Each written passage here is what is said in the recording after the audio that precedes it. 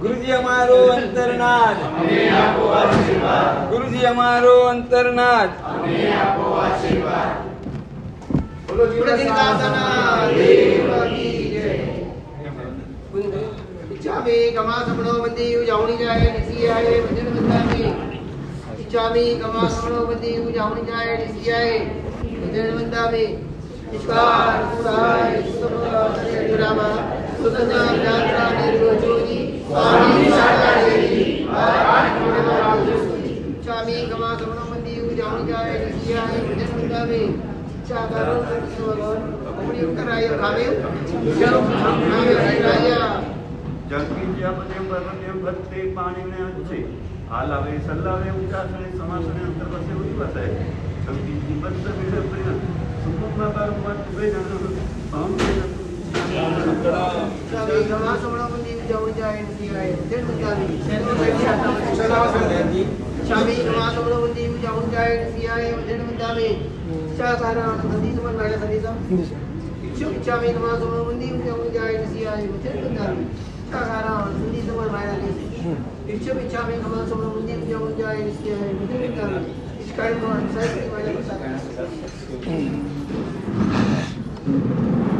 नमो हरियं ताणं नमो सिद्धाणं नमो आयर्याणं नमो उवज्झायाणं नमो लोये शब्दशाहुणम् एषो पञ्चनमुक्कारो समपापप्रणाशनो मङ्गलाणञ्च सर्वेसिं परमं हवै मङ्गलम् आदिमं पृथ्वीनाथमादिमं निष्परिग्रहम् आदिमं तीर्थनाथं च ऋषभस्वामिनं स्तुमः सुधासुतर्वाज्योष्णा निर्मलीकृतधिन्मुख मृगलक्ष्मातमशान्तिर्शान्तिनाथजिनोस्तुभः श्रेयश्रियां मङ्गलकेलि सद्मश्रीयुक्त शङ्केश्वर पार्श्वनाथ दुर्वार संसारवयाच्चरक्षमोक्षस्य मार्गे वरसार्थबाह जय जगजीव जोणि वियाणवो जगगुरु जगाणन्दो जगणाहो जगबन्धु जय जगप्रियामो वैभवं जय सुयाणं पवो तीर्थैराणमपच्छिमो जय जय गुरुलोगाणं जय महप्पा महावीरो ओंकारं बिंदु संयुक्तं नित्यं ध्यायन्ति योगिनं कामदं मोक्षदं चैव ओंकाराय नमो नमः सर्वारिष्ट प्रणाशाय सर्वाभीष्टार्थदायिने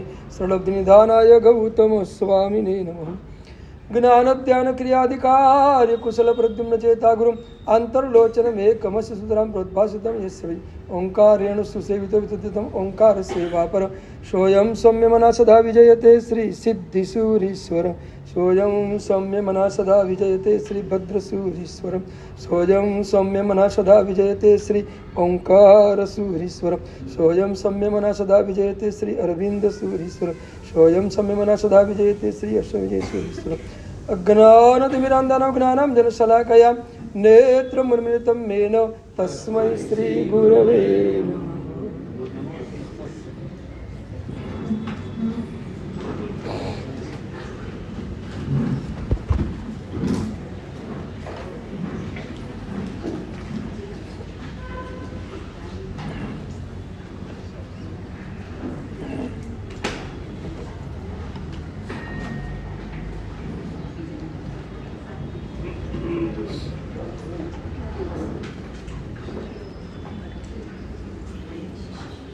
દીઠો સુવિધ જીણન સમાધિ રસે ભરે હો લાલ ભાષ્યો આત્મ સ્વરૂપ અનાદિનો વિસરે હો લાલ સકલ વિભાગ ઉપાધિ થકી મને ઓસરે હો લાલ સત્તા સાધન માર્ગ ભણી સંચર્ય હો લાલ.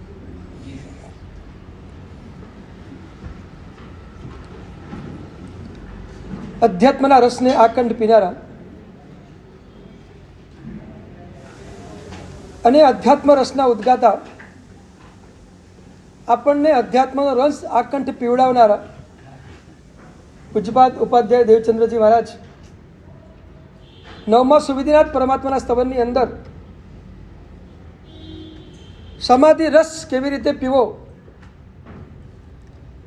પરમનો રસ કેવી રીતે પીવો અને આત્મરસ કઈ રીતે પીવો એની મજાની વાત આપણને જણાવી રહ્યા છે.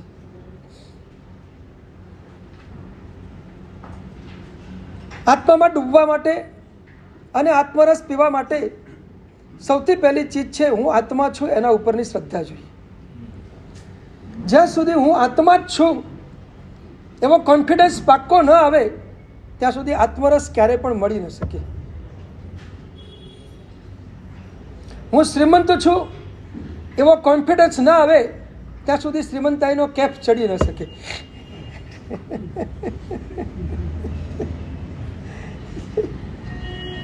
હું આ છું એ જાણ્યા પછી એનો કેફ આવે, ત્યાં સુધી એનો કેફ ક્યારે પણ આવતો નથી. એટલે હું આત્મા છું પછી જ આપણને આત્માનો કેફ અંદરથી પેદા થશે. અને આત્માનો જે કેફ, એ આત્માનો આનંદ, એ આત્માની રતિ, એ આત્માની તૃપ્તિ, એ બધું આત્મશ્રદ્ધામાંથી જ પેદા થાય છે. જ્યાં સુધી આપણી પાસે આત્મશ્રદ્ધા નથી, હું આ જ છું, આના સિવાય બીજું કશું જ નથી,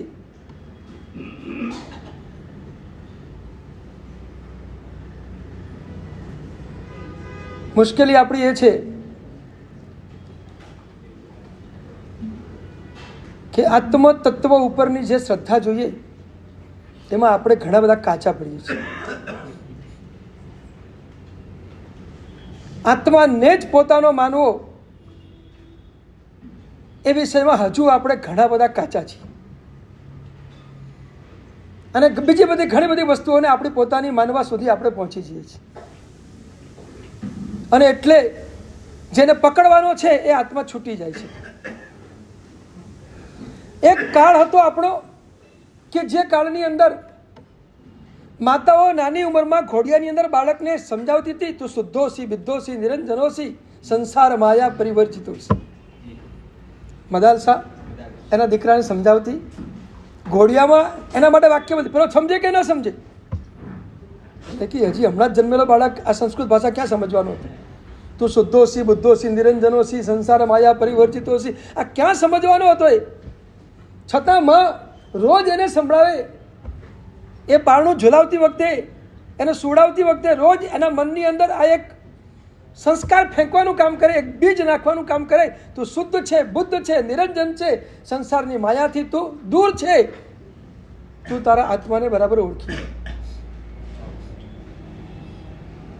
મદાલસા એના દીકરા માટે આ કરતી હતી, આપણે આપણા માટે તો કરીએ. કમસે કમ રાત્રે સૂતી વખતે 10, 15, 20, 25 કે 27 વખત આ વાક્યને બોલી, એ વાક્યના થોડાક ભાવાર્થને મનમાં બરાબર ચિંતનમાં લઈ અને પછી તમે સૂઈ જાઓ, પછી જુઓ કે સ્વપ્નમાં શું આવે છે. શુદ્ધોસી બુદ્ધોસી નિરંજનોસી સંસાર માયા પરિવર્જિતોસી. તું શુદ્ધ છે, બુદ્ધ છે, નિરંજન છે, તું નિરાકાર છે, તું નિર્વિકલ્પક છે, તું નિરામય છે, તું અખંડ જ્યોતિ સ્વરૂપ છે, તું અખિલ બ્રહ્માંડેશ્વર રાજેશ્વર એ તારો આત્મા છે. તું એને બરાબર ધ્યાનમાં લે, એમાં ડૂબી જા. આ દુનિયાની કોઈ તાકાત નથી કે જેને પોતાનું શુદ્ધ સ્વરૂપ ઓળખાઈ જાય એને દુનિયાની કોઈ તાકાત એને હલાવી શકે. ભયંકર કર્મના ઉદયો પણ એને અંદરથી નહીં હલાવી શકે, કારણ કે અંદરથી એને ખ્યાલ છે હું તો આ જ છું, આ કશું નથી.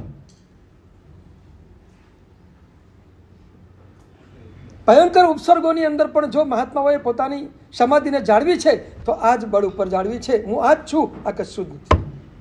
હું છું એને પકડી રાખું, બાકીનું બધું ચાલ્યા કરશે. અને આ આત્મ સ્વરૂપની શ્રદ્ધાને પકડવા માટે અને એમાં ઊંડા ઉતરવા માટે સરસ મજાનું આલંબન આપણી પાસે પરમાત્મા છે. થોડોક સમય પહેલાં હું શંકેશ્વર હતો. દાદાના દરબારમાં દર્શન કરવા અમે તો રોજ જઈએ છીએ ને સવારના કલાક 1.5 કલાક ભગવાન પાસે બેસીએ, મજાથી દર્શન કરીને પછી પાછા આવીએ. એકવાર હું દર્શન કરીને પાછો આવ્યો અને એક સાધ્વીજી મહારાજ સાહેબનું વૃંદ ઉપાશ્રયમાં વંદન કરવા માટે આવ્યું. પાછળ સાધ્વીજી હતા ખડતર કચ્છના, તપા કચ્છના સાધ્વીજી નહોતા, અમારા સમુદાયના નહોતા, કોઈ એવી લાંબી પોડી અમારી કોઈ ઓળખાણો નહોતી. બસ સહજ રીતે એમને વંદન કરવા માટે આવ્યો. મેં સહજ નામ પૂછ્યું, પણ નામ એમનું બહુ પ્રસિદ્ધ હતું. ખડતર કચ્છની અંદર એમનું નામ બહુ ઊંચાઈ ઉપર અને પ્રસિદ્ધ હતું. કુમારપાળ ભાઈ એમને બહુ માનતા. કલિકુંડ એ સાધ્વીજી મહારાજ એમની શિષ્યાઓ સાથે વંદન કરવા માટે આવેલા. વંદન કરીને બેઠા થોડીક અલપ જલપ ગોષ્ઠીની શરૂઆત થઈ. મેં થોડીક દેવચંદ્રજી મહારાજની એમના સ્તવનોની એ બધી થોડીક માર્મિક વાત શરૂ કરી. પછી મને ખબર પડી એમને પણ એ વાતનો પ્રતિસાદ એ રીતે જ આપ્યો. અને એ દેવચંદ્રજી મહારાજની 24માં બહુ ઊંડા ઉતરેલા, બહુ સારી રીતે એમને 24ને ગાયત્રીને પચાવી હતી. પછી એક મજાનો સવાલ પેદા થયો કે પરમાત્મા કશું બોલતા નથી અને આપણે દેરાસર જઈએ છીએ, રોજ જઈએ છીએ, રોજ પરમાત્માની પાસે કલાક દોઢ કલાક કદાચ આપણે ભક્તિ માટે બેસીએ છીએ. એમાં શંકેશ્વર જેવા તીર્થો હોય કે પાલીતાણા જેવો તીર્થ હોય તો 1.5-2 કલાક તો રમતા રમતા ક્યાં પસાર થઈ જાય આપણને ખબર પણ ન પડે, અને 1.5-2 કલાક આપણી ભક્તિ મસ્તીથી ચાલે. આવા તીર્થોમાં જઈએ 1.5-2 કલાક સુધી આપણે ભગવાન પાસે બેસીએ, ભગવાન તો એક શબ્દ આપણા માટે બોલતા નથી. તો આપણે 1.5 કલાક બેસીએ છીએ એમ નહીં, આટલી મજાથી ને આટલી પ્રસન્નતાથી કેમ બેસીએ છીએ? સવાલ એ. એઝ ફોર એક્ઝામ્પલ તમને કહું, તમે ઉપાશ્રયમાં આવો, અમને વંદન કરો, અમે અમારા ધ્યાનમાં મસ્ત હોઈએ, વાંચન લેખનમાં સ્વાધ્યાયમાં, તમારી સામું પણ કદાચ ન જોઈએ, તમે 5-10 મિનિટ કદાચ બેસો અને પછી તમને થાય સાહેબ તો એમના કામમાં છે કંઈ બોલતા નથી, તો તમે ઉઠીને કેટલો વાર સુધી બેસો? અમે ન જોઈએ તો કેટલો ટાઈમ બેસો? હા, કંઈ જ વાત ન કરીએ તમારી સાથે, તમે કેટલો ટાઈમ બેસો? 2 મિનિટ, 5 મિનિટ, બસ પતી ગયું. કાં તો અમને હલાવશો ને કાં તો તમે રવાના થશો.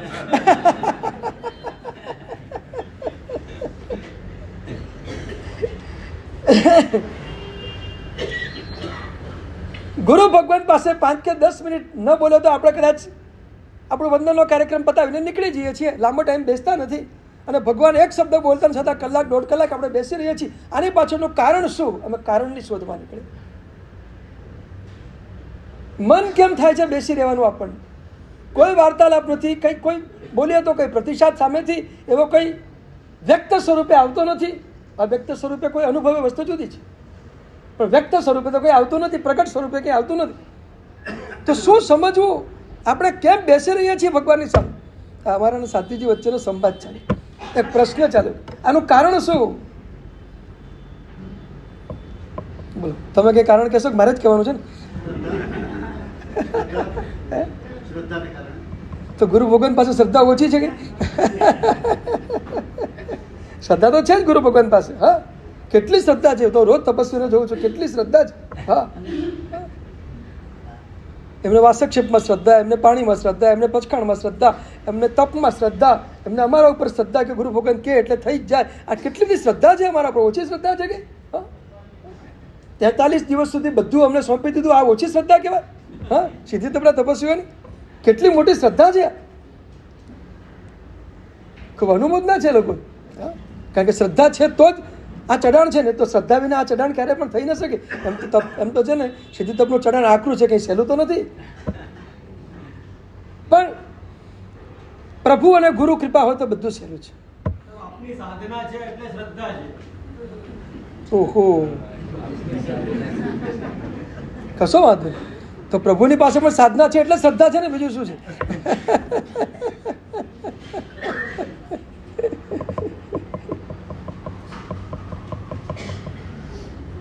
બહુ મજાનો પ્રશ્ન હતો કે ભગવાન પાસે આપણે કેમ બેસીએ છીએ.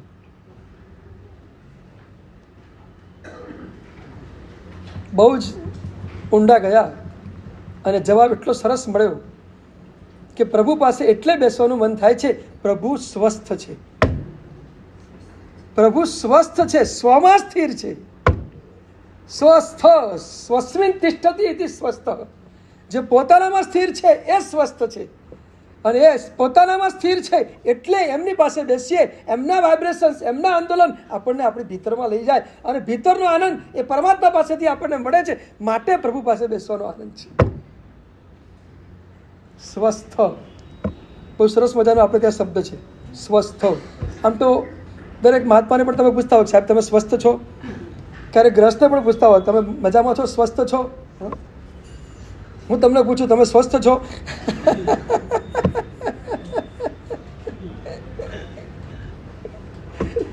કેટલો મસ્ત એંગલ છે. સ્વસ્થ, જે પોતાનામાં સ્થિર છે, જેને ઉપયોગને પોતાનામાં સ્થિર કર્યો છે, અને ઉપયોગને સ્થિર કરીને જે પોતાનો અદ્ભુત આત્માનો અનંત આનંદ જે માણી રહ્યા છે એ સ્વસ્થ છે, અને જે આનંદ માણે છે એની પાસેથી આનંદ સિવાય બીજું કંઈ મળતું નથી. પ્રભુ અનંત આનંદમાં ડૂબેલા છે, અને એટલે પરમાત્માની પાસે બેસીએ એટલે આનંદની ઝાંખી, આનંદની ગ્લિમ્સ આપણને મળ્યા કરે, અને એ આનંદના કારણે આપણે કલાકોના કલાકો ભગવાન પાસે બેસીએ, આપણને કોઈ કંટાળો નથી આવતો. કેટલી મજા છે ભગવાન પાસે બેસવામાં.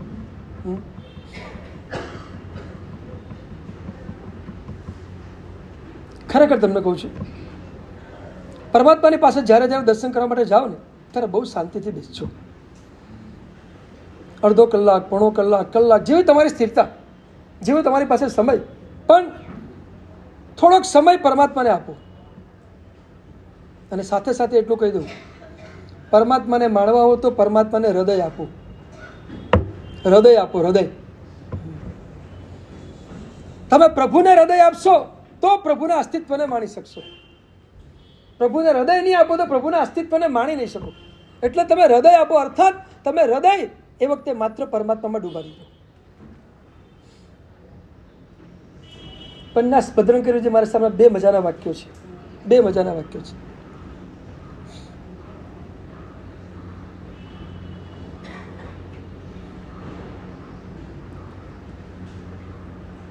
સૌથી પહેલી પ્રારંભિક સાધના, પહેલો પાઠ, આત્મામાં પરમાત્માનું દર્શન કરવું.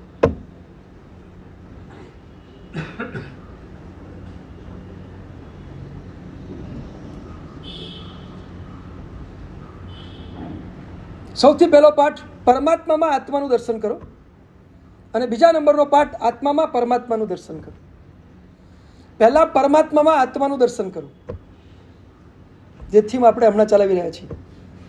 ઉપાધ્યાયજી મહારાજની થીમ, ભાષ્યો આત્મ સ્વરૂપ અનાદિનો વિસર્યો લાલ. પરમાત્મામાં આત્માનું દર્શન કરો. આ પરમાત્માનું જેવું સ્વરૂપ છે એવું મારું સ્વરૂપ છે, આ રીતે પરમાત્મામાં આત્માનું દર્શન કરો.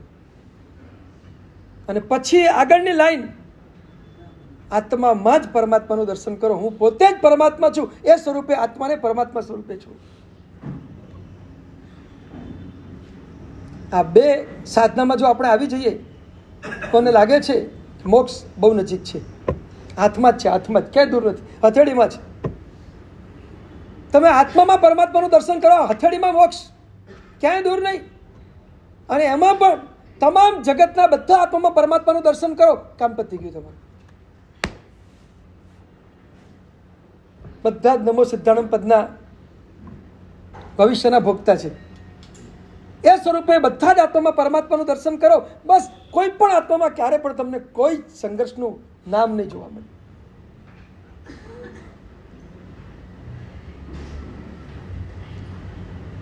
પરમાત્મા સ્વસ્થ છે, માટે પ્રભુની પાસે બેસવાનો એક જબરદસ્ત આનંદ આપણને પ્રાપ્ત થાય છે. તો એવા પરમાત્માનું દર્શન, અને પરમાત્માનું દર્શન કરતા કરતા એમના એક એક અંગોને જોતા જોતા આપણે કેવી રીતે ડૂબવાનું છે એની વાત આપણે કરી રહ્યા છીએ.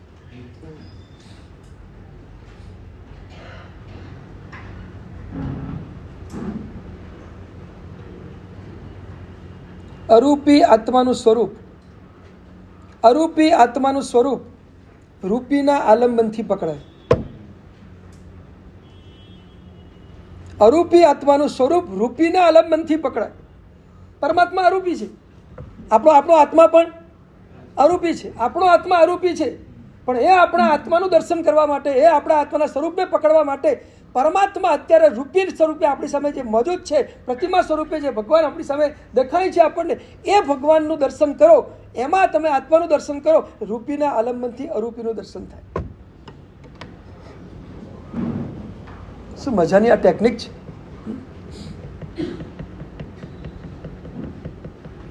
સ્થાપના નિક્ષેપામાં ભાવ નિક્ષેપાનું દર્શન કરી અને આપણા ભાવ સ્વરૂપને પકડવાનું કામ આ રીતે આપણે કરી શકીએ છીએ. આપણી સામે નિક્ષેપો કયો છે? સ્થાપના નિક્ષેપ. પરમાત્માની મૂર્તિ સ્થાપના નિક્ષેપમાં છે. પણ એ સ્થાપના નિક્ષેપમાં આપણે ઊંડે જઈએ અને સાક્ષાત પરમાત્મા બિરાજમાન છે એવું દર્શન કરીએ એટલે ભાવ નિક્ષેપાનું દર્શન થાય. અને ભાવ નિક્ષેપ રહેલા પરમાત્માનું જે સ્વરૂપ છે એ જ ભાવ સ્વરૂપ મારું છે, આ રીતે પોતાનું દર્શન કરો એટલે તમે તમારા આત્મા સ્વરૂપ સુધી પહોંચી જાઓ.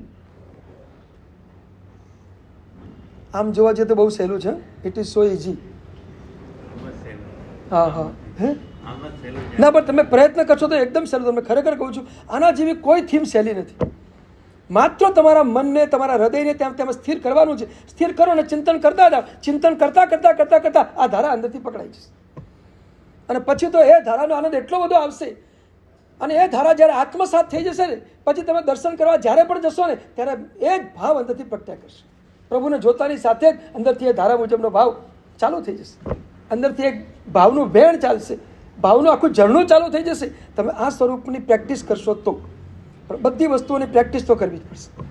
વિના પ્રેક્ટિસે કોઈ વસ્તુ પકડમાં આવતી નથી. સફળતા હંમેશા પ્રેક્ટિસમાં જ છે. પ્રેક્ટિસ વિના કોઈ સફળતા નથી. તમારે ત્યાં સફળતા પુણ્યથી છે, અમારે ત્યાં સફળતા પ્રેક્ટિસથી છે. કરો પ્રેક્ટિસ ને સફળતા પામો. કોઈ પણ જાતના ટેક્સ વિના થતી આ પ્રેક્ટિસ છે. નહીં સમજે? કોઈ ટેક્સ નહીં આ પ્રેક્ટિસનું. અને પ્રેક્ટિસ થઈ ગયા પછી કોઈ ટેક્સ નહીં આપવાનો. આત્મ સ્વરૂપનો અનુભવ થઈ ગયા પછી કોઈ ટેક્સ નહીં આપવાનો. અને બધા ટેક્સોમાંથી ફ્રી થઈ જવાનું. બોલો કેટલી સરસ આ પ્રભુએ ટેકનિક બતાવી છે આપણને.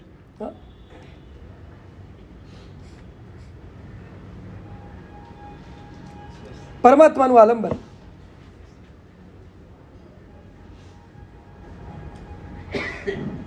લોકસ સૂત્રો તો આવડે જ છે તમને બધા. લોકસની છેલ્લી ગાથા કઈ છે? તો છેલ્લી પંક્તિ ગાથા. ચંદેસુ નિમલેરા આચોશ્યમ પયસેરા સાગરો ગંભીરા સિદ્ધા સિદ્ધિ મમદી સંતુ. બહુ પ્રચલિત, રોજ બોલતા હોય આપણે. ચંદેસુ નિમલેરા. પરમાત્માનું સૂક્ષ્મ દ્રષ્ટિથી અવલોકન કરવું હોય તો આ ગાથાને વારંવાર ઘૂંટો. આ ગાથાને ઘૂંટો. ચંદ્ર જેવી સૌમ્યતા જેમના મુખ ઉપર ઝલકી રહી છે, સૂર્ય જેવી તેજસ્વીતા જેમના અંતરમાંથી પ્રકાશિત થઈ રહી છે, અને સાગર જેવી ગંભીરતા અને સાગર જેવી ઉદાસીનતા જેમના રોમ રોમની અંદર પ્રસરેલી છે, એવા મારા પરમાત્મા છે. આ ત્રણ અદ્ભુત વાત એ પરમાત્મામાં જોવાનું ખરસ કામ કરો. તમને ખરેખર કહું, તમારામાં સૌમ્યતા આવી જશે, તમારામાં તેજસ્વીતા આવી જશે, અને તમે જગતના બધા પદાર્થોથી, જગતની બધી સામગ્રીથી, જગતની બધી ઘટનાઓથી ઉદાસીન ભાવમાં ચાલ્યા જશે.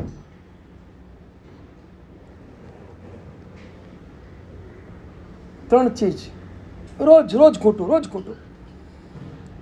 ચંદેસુ નિમલેલા બોલતા પ્રભુની ચંદ્ર જેવી સૌમ્યતા આપણી નજરમાં આવી જાય. આઈચેસો એમ પહેસેરા બોલતા બોલતા પ્રભુની તેજસ્વીતા દેખાય. આમ વાહ પ્રભુ, શું તેજ છે તમારા મુખ ઉપર. સાગર પર ગંભીરા બોલતા બોલતા પ્રભુના અસ્તિત્વ સુધી પહોંચી જઈએ. પ્રભુ, તમારા અસ્તિત્વમાં ઉદાસીન ભાવ કેવો ઘૂંટાયેલો પડ્યો છે. ક્યાંય રાગ નથી, ક્યાંય દ્વેષ નથી, ક્યાંય અહમ નથી.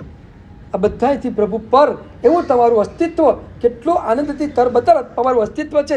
પ્રભુ, તમે કેવા ઉદાસીન ભાવની અંદર બેઠેલા છો. આ ત્રણ ચીજ જોઈએ ને, આપણું હૃદય છલકાઈ જાય, ભાવોથી છલકાઈ જાય. પરમાત્માના દર્શન કેવી રીતે કરવા એની એક નાનકડી હિન્ટ્સ તમને આપી રહ્યો છું કે તમે પ્રભુના દર્શન કરતા ત્યારે શું જોશો, આવું કંઈક જુઓ. કારણ કે તમારો પ્રશ્ન પહેલે દિવસે હતો કે પ્રભુમાં શું જોવાનું. હું તમને એક પછી એક પદાર્થો આપું છું. આ રીતે પરમાત્માને જુઓ. આ રીતે જોશો તો તમારો આનંદ આખો પ્રભુના દર્શનનો બેવડાઈ જશે. તમને થશે કે બેસી જ રહી અને જોયા જ કરીએ. શું સૌમ્ય મુખાકૃતિ છે પરમાત્માની. શું તેટલું તેજ, આખું ભામંડળનું તેજ કેટલું બધું અદ્ભુત છે. પરમાત્માની પાસે પાછળ ભામંડ કેમ મુકાય તમને ખબર છે?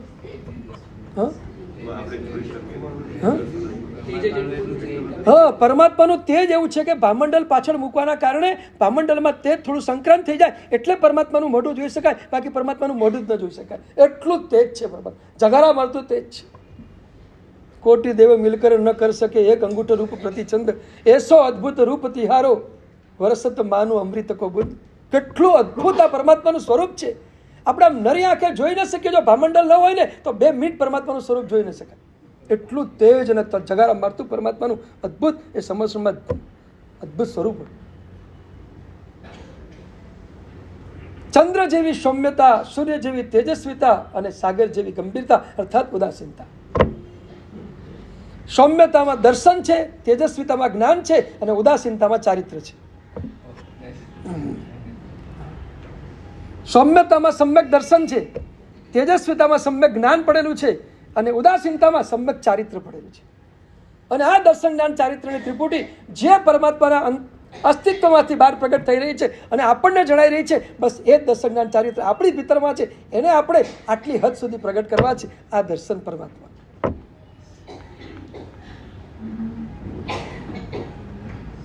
ડૂબીએ તો મજા આવી જાય, ખૂબ મજા આવે. અદ્ભુત પદાર્થો છે બધા. તમે અંદર ઉતરતા જાઓ ને અંદરથી કંઈક ને કંઈક ભાવધારા પ્રગટ થતી જાય. ચરણ કમળથી નાભી કમળની સરસ મજાની યાત્રા. આ પરમાત્માના દર્શનની જ વાત છે. પરમાત્માનું સ્વરૂપ કઈ રીતે જોવું અને સાથે આપણે આપણી જાતની ટેલી કઈ રીતે કરવી એ વાત આપણે કરી રહ્યા છીએ. બરાબર? બોલો, ચરણ કમળ શું જોવાનું? નિશ્ચલતા. જાનું કમળ આધાર, જગદાધાર. આધાર પરમાત્મા છે. અને કર કમળ નિષ્પ્રિયતા. કોઈ ઝંખના નથી, કશું જ નથી. પરમાત્માને કંઈ જોઈતું જ નથી, કોઈ સ્પ્રિયા નથી.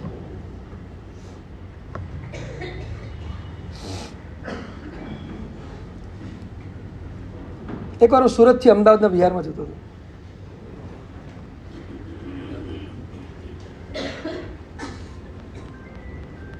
થોડા આગળ ગયા પછી એક રિક્ષાવાળો ભાઈ મળવા માટે આવ્યો. મેં કીધું, તમે યાર બપોરે 2:30 વાગે આવી ગયા, આજે રિક્ષા છોડીને અત્યારે મળવા માટે? મને કે બસ તમારી યાદ આવી ગઈ એટલે દર્શન કરવા માટે દોડીને આવી ગયો. પણ મેં કીધું, તમારી કમાણીનું શું? કે તમે તો રિક્ષા ચલાવો, એમાંથી તમારી જિંદગી ચાલતી હોય, એમાં તમારું ગુજરાન ચાલતું હોય, તમે આ રીતે અધવચ્ચે છોડીને આવો છો તો તમારે આજની આટલી 3-4 કલાકની કમાણી તો તમારી ગઈ. તો કેવી રીતે ચાલી શકે તમારે? બહુ મસ્ત વાત એને કરી. મને કે સાહેબ, મારો એક નિયમ છે, રિક્ષા ચલાવવામાં પણ મારો એક નિયમ છે. મને કે રિક્ષા ચલાવતા મને 1200 રૂપિયાનો વકરો થાય એ દિવસે હું રિક્ષા સ્ટોપ કરી અને ગુરુ ભગવાનને વંદન કરવા નીકળી જાઉં. સવારથી બપોર સુધીમાં જો 1200 રૂપિયાનો ટાર્ગેટ પૂરો થઈ જાય તો પતી ગયું. બસ પછી આગળ રિક્ષા નહીં ચલાવવાની. પછી કોઈ પણ ગુરુ ભગવાન પાસે વંદનાર્થે કાં તો દર્શનાર્થે કોઈ પણ જગ્યાએ ધાર્મિક સ્થળમાં ગમે ત્યાં સમય આપી દેવાનો અને કાં તો સેવા કરવા, વ્યવહાર કરવા પહોંચી જવું. 1200 રૂપિયા એક દિવસમાં મને કમાણી થઈ જાય એટલે મારું ઘર આરામથી એ દિવસે મસ્તીથી ચાલે. એથી વધારે મારે કંઈ જોઈતું નથી. રિક્ષાવાળો 1200 રૂપિયા અટકી જાય. નહીં સમજ્યામાં?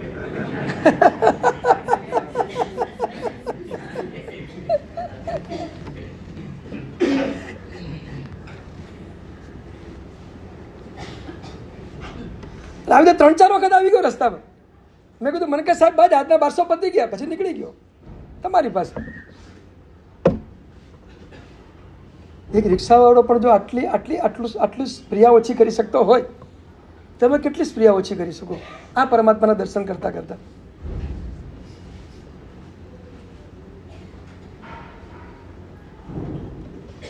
નિષ્પ્રિયતા. થોડા આગળ જઈએ.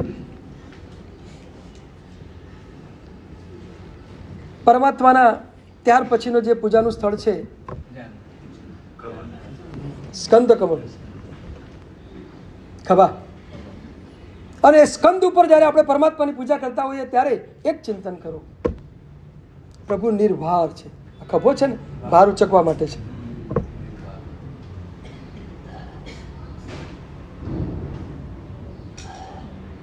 પ્રભુ નિર્ભાર છે. આખી દુનિયાનો ભાર ઉચકવા છતાં પ્રભુ નિર્ભાર છે. બહુ અદ્ભુત એક વાત આજે આ નિર્ભારતાના સંદર્ભમાં કહ્યું.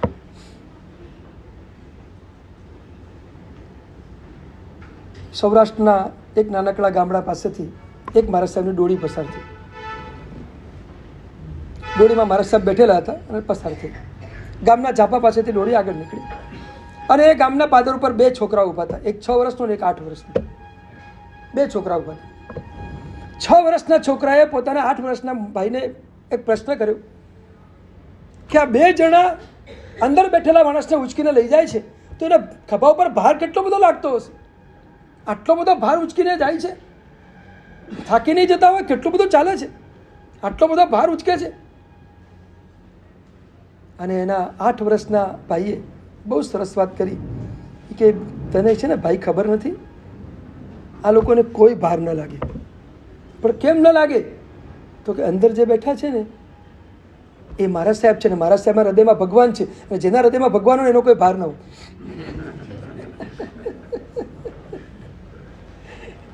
હૃદયમાં ભગવાન હોય તો ભાર ન હોય, તો ખુદ ભગવાનને ભાર થોડો હોય.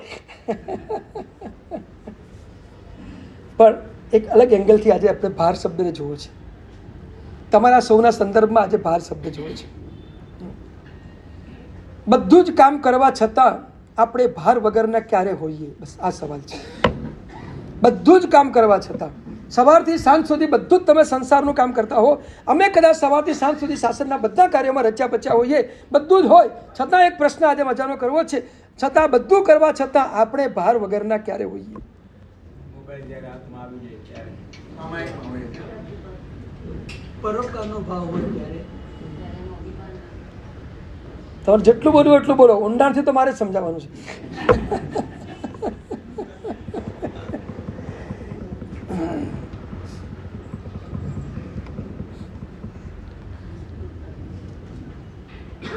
આધ્યાત્મિક આચાર્ય કલાપુંજ શ્રી સ્વામી મહારાજ સાહેબ નું પુણ્ય એવું ગજબનું હતું કે જ્યાં જાય ત્યાં લોકોના ટોળે ટોળા ઉમટી પડે, ટોળે ટોળા પડતા. દર્શન કરવા માટે લોકોની લાઈન ચાલતી હોય. એ થોડી વાર પોતાની રૂમમાં પોતાની સાધના ઉપર બેઠા હોય અને બહુ લોકો જમા થાય એટલે મહાત્મા જઈને કે સાહેબ બહાર પધારો થોડું. પછી એ 5 મિનિટ બહાર આવે અને પાટ ઉપર બેસીને બધાને મંગલિક સંભળાવે, વાસક્ષેપ કરે અને આશીર્વાદ આપે, પાછા પોતાની રૂમમાં ચાલે જાય. ખાલી એમના મુખના દર્શન કરવા માટે હજારો લોકો દોડી દોડીને આવે, ખાલી દર્શન કરવા. બાકી એમની સભા હોય ને તો મોટી સભા હોય અને એમનો અવાજ છે ને બહુ ધીમો, આગળના 10 માણસને સંભળાય, પાછળ તો કોઈ સંભળાય જ નહીં, પાછળ કોઈ સંભળાય નહીં. અને છતાં હજારો માણસ ખાલી એમને સાંભળવા માટે બેઠા હોય, અવાજ ન સંભળાય તો સાંભળવા બેઠા હોય.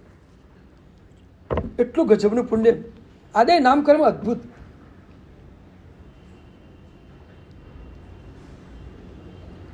ટોળા ઉમટે. એકવાર સાહેબને પૂછ્યું કે સાહેબ વારંવાર આપણે બહાર આવવું પડે, વારંવાર વાસક્ષેપ બધાને કરો, આ બધું કરો, થાકી ન જવાય?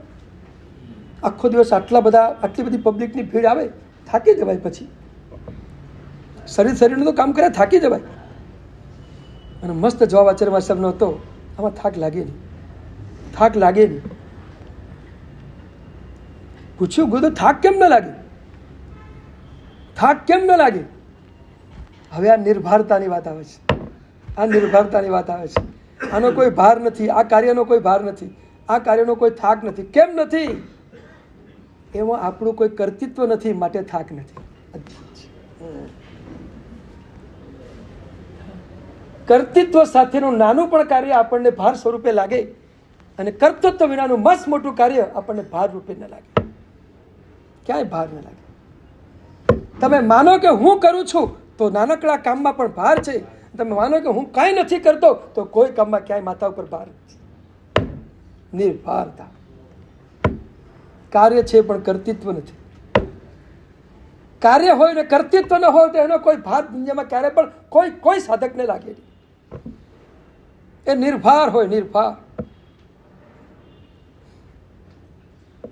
આપણે થોડુંક કરીએ ને આપણને ભાર લાગે છે. કેમ? કર્તૃત્વ છે માટે, મેં કર્યું એમ માટે ભાર લાગે છે.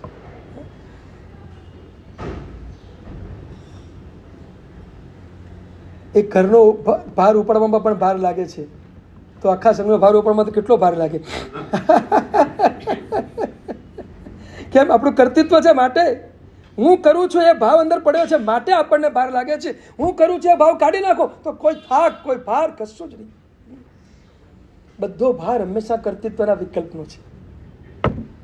અને કર્તૃત્વના વિકલ્પમાંથી આપણે જ્યારે મુક્ત બનીએ છીએ ત્યારે કોઈ ભાર અંદર ક્યાં રહેતો નથી, કોઈ થાક અંદર ક્યાં લાગતો નથી.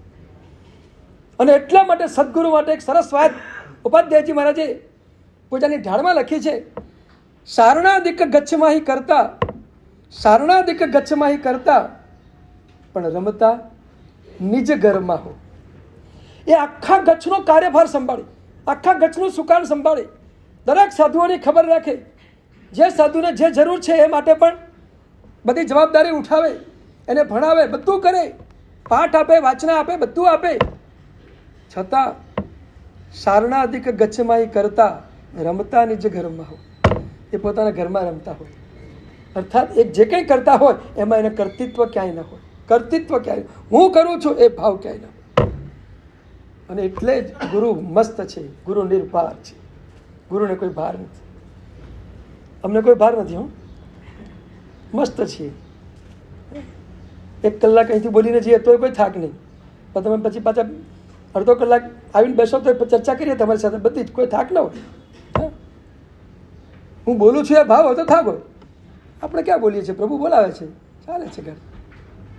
જ્યારે જે સમયે જે અંદરથી સ્ફુરાવે છે પ્રભુ, સભાને યોગ્ય જે હોય પ્રભુ બોલાવી દે છે, બસ પતી ગયું. ચિંતા શું? કલાપુર સુરેશ્વરજી મહારાજ સાહેબ અમે ચોમાસું હતા 2056ની સાલમાં પાલીતાણામાં, અને લગભગ એ વખતે પાલીતાણામાં 21 આચાર્ય ભગવંતના ચાતુર્માસ હતા. 21, બહુ મોટી સંખ્યા. લગભગ 7 થી 8 હજાર તો શ્રાવક શ્રાવિકાઓ આરાધના કરવા માટે આરાધક તરીકે આવેલા હતા. અને ચાતુર્માસની અંદર એક આયોજન થયેલું કે દર રવિવારે બધા આચાર્ય ભગવંતો એક જ પાટ ઉપર ભેગા થાય અને એમાંથી 2 કે 3 વક્તાઓને એક વિષય આપવામાં આવે, અને એ વિષય ઉપર 2 કે 3 આચાર્ય ભગવંત કે મુનિ ભગવંતો જે સારા વક્તા હોય એને બોલવાનું અને પબ્લિકને સંબોધન કરવાનું, બાકીને બધાએ સાંભળવાનું. આ દર રવિવારનો કાર્યક્રમ, લગભગ 7 રવિવાર સુધી આ કાર્યક્રમ ચાલે. પણ એ રવિવારે કયા વિષય ઉપર બોલવાનું એ વિષય કલાપુર સુરી મહારાજ ગુરુવારે એમની વાચનામાં આપે, અને એ જે વિષય આપે એ વિષય ઉપર બોલવાનું, એ ફિક્સ. એટલે ગુરુવારે બધાને સાંભળવા આવવું પડે, કારણ કે વિષય કયો આ બધા સાંભળવા તો આવવું જ પડે. એટલે ગુરુવારે લગભગ મોટા ભાગના આચાર્ય ભગવંતો ત્યાં પધારે વાંચનામાં. સામાન્ય બધા સાધુ ભગવંતો તો રોજ આવતા જ હોય, 300-400 તો હોય જ, 400-500-600 નો તો મેળો જામેલો જ હોય. એક વાર મેં સાહેબને પૂછ્યું, મેં સાહેબ આટલા બધા આચાર્ય ભગવંતો આપની વાંચના સાંભળવા માટે આવે તો આપ તૈયારી તો કરતા હશો ને કંઈ? મેં તો આપ તૈયારી કરીને જ આવતા હશો ને? મને કે એમાં તૈયાર શું કરવાનું? હું થોડી તૈયારી કરીને આવું છું. મને કે એમાં તૈયાર શું કરવાનું? પણ મેં કહ્યું સાહેબ આટલા બધા આચાર્ય ભગવંતો, વિદ્વાન આચાર્ય ભગવંતો, વક્તા, પ્રખર વક્તા બધા આચાર્ય ભગવંતો આપણે સાંભળવા માટે આવે, કંઈક થોડુંક તો આપણે. મને કે કશું જ નહીં, કાંઈ જ નહીં. જવું મંગલાચરણ શરૂ કરું અને મંગલાચરણ કરતી વખતે પરમાત્માને પ્રાર્થના કરી દઉં. મંગલાચરણ કરતી વખતે જ પ્રાર્થના કરી દઉં પરમાત્માને કે પ્રભુ આજની સભાને જે યોગ્ય હોય એ મારાથી બોલાવજે. અને પછી શરૂ કરું, બસ પ્રભુ જે બોલાવે એ બોલ્યા કરું. મને કોઈ ભાર જ નથી. કેટલી સહજતા છે, કેટલા પ્રભુ કર્તૃત્વનો સ્વીકાર છે. અને પ્રભુ કર્તૃત્વનો સ્વીકાર આપણને સહજમાં લઈ જાય છે. જ્યાં સુધી પ્રભુ કર્તૃત્વનો સ્વીકાર નથી ત્યાં સુધી આપણે સહજની ધારામાં જઈ શકતા નથી. ત્યાં સુધી હું કરું છું ની ધારામાં છીએ. બધું પ્રભુ કરે છે તો સહજ બની જઈએ, કોઈ ભાર ન હોય, કોઈ ભાર ન હોય. આ બધું મેં બહુ નજીકથી અનુભવ્યું છે આ બધું, એટલે હું તમને આ બધું કહી શકું છું. એકદમ નજીકથી બધું અનુભવ્યું છે કે નિર્ભારતા શું હોઈ શકે, કેવી હોઈ શકે એ જોયું છે, પૂરેપૂરું જોયું છે.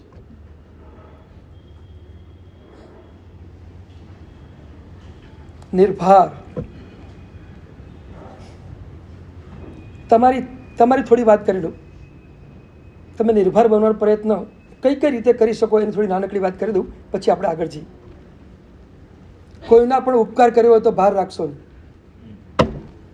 કોઈના પણ નાનકડો પણ ઉપકાર કર્યો હોય તો ભાર રાખશો નહીં. મેં ઉપકાર કર્યો એવો ભાવ રાખશો, ભાર ન રાખશો, વાતા પર ભાર ન રાખશો. ઉપકારનો ભાર ન રાખો. કોઈ સુકૃત કર્યા પછી સુકૃતનો ભાર ન રાખો. મેં આટલું વાપર્યું, મેં આટલું આ કર્યું, મેં આટલું કર્યું, કાંઈ કોઈ સુકૃતનો ભાર. બસ પ્રભુની કૃપા હતી ને બધું થઈ ગયું, બસ પતી ગયું, પૂરું થઈ ગયું.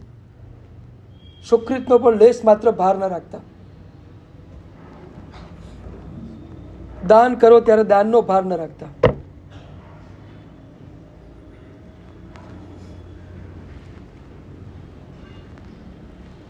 રહીમ નામનો એક ચિંતક, થોડો સાધક, એ લોકોને દાન આપ્યા જ કરે. રોજ 2-3 કલાક સુધી દાન આપ્યા કરે. પણ જ્યારે પણ દાન આપે ત્યારે એની એક ખાસિયત, નીચી નજરે આપે. ક્યારે પણ ઊંચી નજરે સામેની વ્યક્તિને જોવાનું નહીં, નીચી નજરે જ આપવાનું. એક મિત્રએ રહીમને પૂછ્યું કે દોસ્ત તું ઊંચી આંખ નથી કરતો, દાન આપતી વખતે એટલે સામેનો વ્યક્તિ જોવે જાય એને શરમ ના આવે માટે તો ઊંચી આંખ નથી કરતો, તો કે ના એવું તો કંઈ છે નહીં, તો ઊંચી આંખ કેમ નથી કરતો? અને રહીમનો સરસ જવાબ છે, મને શરમ આવે છે માટે હું માથું ઊંચું નથી કરી શકતો, મને શરમ આવે છે. પણ તું તો દાન આપે છે, તને શેની શરમ હોય? એ કે મને એટલા માટે શરમ આપે છે કે પૈસા પ્રભુએ આપ્યા છે, સંપત્તિ પ્રભુએ આપી છે, સંપત્તિ આપવાનો ભાવ પણ પ્રભુએ આપેલો છે, ખાલી મારા હાથનો ઉપયોગ થઈ રહ્યો છે. લોકો એમ કહે છે કે રહીમ દાન આપે છે, મને શરમ આપે છે કે મારું નામ આમાં ક્યાં વટાવાય છે. શું મજાનું એનો એંગલ છે, જુઓ તો ખરા તમે. હા, પૈસા પ્રભુએ આપ્યા છે, ભાવ પણ પ્રભુએ આપ્યો છે, અને હાથનો માત્ર ઉપયોગ થઈ રહ્યો છે. લોકો એમ કહે છે કે રહીમ દાન આપે છે, હું ક્યાં આપું છું કંઈ? અને એટલે મને ઊંચી આંખ કરતા શરમ આવે છે. સુકૃતનો કોઈ ભાર નહીં, દાનનો કોઈ ભાર. આમ લાગે છે કે આ બધી વાતો આપણાથી બહુ દૂર છે. સુકૃતની અનુમોદના બી આપણે વિચારવાની કે સુકૃતની અનુમોદના કરવાની, તો પછી ભાર ના રાખે તો અનુમોદના. ચોક્કસ ચોક્કસ. હા, સુકૃતની અનુમોદના એ રીતે કરાય કે પ્રભુએ કેવો અવસર આપ્યો કે આ કામ થઈ ગયું, બસ મેં કર્યું એમ નહીં, થઈ ગયું. થઈ ગયું અને કર્યું બે વચ્ચે બહુ મોટું અંતર છે. મેં કર્યું એમાં કર્તરી પ્રયોગ છે, ને થઈ ગયું એમાં કર્મણી પ્રયોગ છે. તમે કર્મણી પ્રયોગમાં આવો, કર્તરી પ્રયોગમાંથી નીકળી જાઓ. વ્યાકરણની ભાષામાં વાત કરું તો કર્તરીમાંથી નીકળી જાઓ, કર્મણીમાં આવી જાઓ. થઈ ગયું, થઈ ગયુંમાં થઈ ગયું, બસ થઈ ગયું. કોકનો પ્રભાવ હતો ને થઈ ગયું, બસ મેં ક્યાં કર્યું? થઈ ગયુંમાં કોકને તમે સ્વીકારો છો, કરવામાં તમે તમારી જાતને આગળ કરો છો.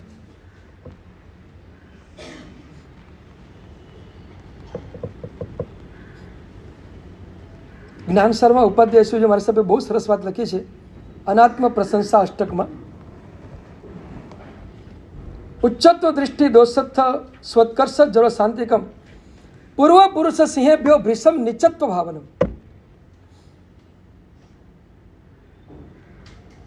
મેં કંઈક કર્યું છે એવી ઉચ્ચ દૃષ્ટિનો દોષ તમારા અંદરથી પ્રગટ થઈ જાય. કોઈક સારું કામ કર્યા પછી તમને અંદરથી એક સ્વાભિમાન પ્રગટ થઈ જાય કે અભિમાન પ્રગટ થઈ જાય, તો એટલું કામ કરજો, આ અભિમાનના રોગને શાંત કરવા માટે, અભિમાનના તાવને શાંત કરવા માટે પૂર્વના પુરુષોએ મારા કરતાં પણ કેટલું ઊંચું કામ કર્યું છે એ જોઈને તમારી જાતને નીચે ઉતારજો. અદ્ભુત વાક્ય લખ્યું છે. આ તો ઉપાધ્યાયજી મહારાજ છે, આપણા મનના ભાવોને પૂરેપૂરા એમને પકડ્યા છે, અને એટલે કહી રહ્યા છે કે તમે થોડું કરો ને તમને જો આમ લાગતું હોય કે મેં બહુ કરી નાખ્યું, તો ઉભા રહો. તમારા કરતાં આગળ થઈ ગયેલા મહાપુરુષોએ કેવા મસ્ત કામો કર્યા છે એનો વિચાર કરશો તો તમને લાગશે કે મેં તો કાંઈ નથી કર્યું. મેં શું કર્યું છે? કાંઈ કર્યું નથી.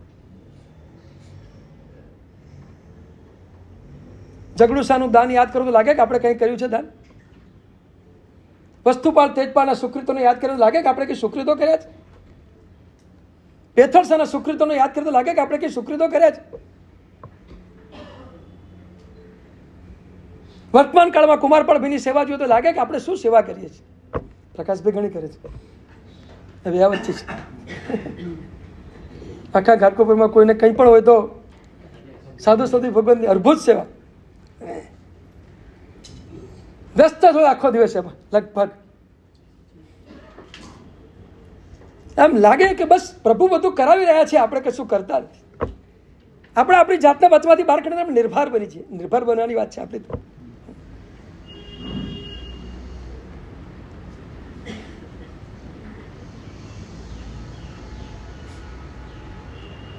દાનમાં તમે રહીમને યાદ કરો, દાનમાં તમે જગડુસાને યાદ કરો, બ્રહ્મચર્યમાં સ્થુલીપત્રી, એક એક ગુણમાં ગૌતમ સ્વામીના વિનયને યાદ કરો. લાગે કે આપણી પાસે છે શું? સમર્પણ શું છે આપણી પાસે? ક્યાં હતું ગૌતમ સ્વામીનું સમર્પણ? આપણી પાસે છે શું?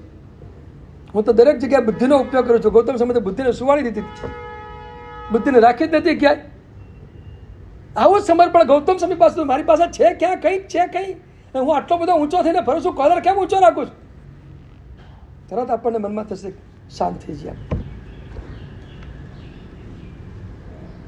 અભિમાન એ આપણને ભારની સ્થિતિમાં લઈ જશે. કર્તૃત્વ આપણને ભારમાં લઈ જશે. કર્તૃત્વમાંથી નીકળી જઈએ, અભિમાનથી નીકળી જઈએ તો 100% ભાર રહિત બની છે. પ્રભુને પણ કશું કર્યાનો ભાર નથી, કશું મેળવ્યાનો ભાર નથી. કેવળ જ્ઞાન છે. 3 ગઢ ઉપર પરમાત્મા દેશના આપી રહ્યા છે, પણ એનો કોઈ ભાર પરમાત્માને ક્યાં છે? 50,000 કેવળ જ્ઞાન આપનાર ગૌતમ સ્વામીને મનમાં લેશ માત્ર ભાર નથી કે મેં 50,000 કેવળ જ્ઞાન આપ્યું. કાંઈ છે ભાવ? શું છે? એક થોડુંક આપ્યા પછી પણ આપણે કર્તૃત્વનો ભાર લઈને બેઠા છીએ. આ મહાપુરુષોને જોયો તો ખબર પડે, આટલું બધું કરવા છતાં કોઈ કર્તૃત્વનો ભાર નથી. નિર્ભાર. સ્કંદ કમળની પૂજા નિર્ભાર બનવા માટે છે. ભાર રહિત બની જાઓ. અને ત્યાર પછી કંઠ કમળની પૂજા. કંઠ તો છેલ્લે આવશે જી, હા છેલ્લે આવશે. પછી આવશે આજ્ઞા, તિલક, લલાટ. હા જે શિખરનું પછીનું, કારણ કે શિખર ઉપર ટોપ ક્લાસનો વિચાર છે એટલે. કારણ કે સહસ્રાર છે, સહસ્રાર. હા, અને સહસ્રારની પૂજા તો છેક પહોંચાડી દેશે. એનું ચિંતન પછી તમને બતાવું. અને પહેલાં આપણે લલાટ ઉપર જઈએ જરા. લલાટ કમળ એટલે આજ્ઞા કમળ. આ લલાટ એ આપણે આજ્ઞાના ચક્રનું પ્રતીક છે. આજ્ઞા ચક્રનું પ્રતીક લલાટ છે. પરમાત્માના લલાટે તમે જેટલી પૂજા કરો અને એમાં પણ એક સુવર્ણનું બિંદુ પરમાત્માના લલાટ ઉપર લગાવો, તમારું આજ્ઞા ચક્ર ખુલી જાય. આજ્ઞા ચક્ર આપણું ખુલી જાય. પ્રભુના એક એક અંગે પૂજાથી આપણા ચક્રો અંદરથી ખુલી જાય. જેમ ગુણ જોવાના છે એમ ચક્રો પણ ખુલી જાય. આજ્ઞા ચક્રની વિશે તમને ખબર છે?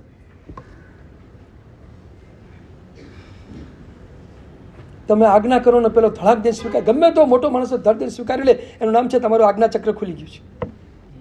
તમારી કોઈ પણ વાતને કોઈ પણ માણસ ક્યારે પણ પાછી ઠેલી ન શકે એ તાકાત આજ્ઞા ચક્રમાંથી નીકળે છે. આદે નામ કરવું. પણ આજ્ઞા ચક્ર ખુલી ગયું હોય, આમાં દૂરથી જોવાનું બૂમ મારે, ફટાક દઈને પેલો માણસ હાજર થઈ જાય, તમે કોઈ કામ કરી આપે, એ આજ્ઞા ચક્રનો પ્રભાવ છે.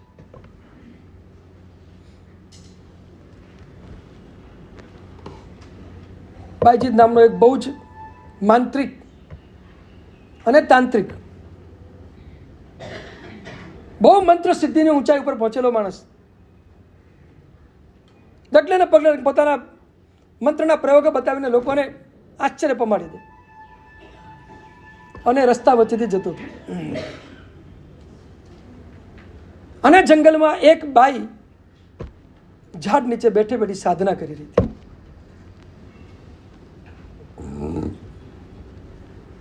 એ બાઈએ આ બાઈજીતને જોયો અને લાગ્યું કે આ માણસના મનની અંદર ભયંકર અહંકાર છે. જોતાની સાથે જ પારખી કે અહંકારી માણસ છે.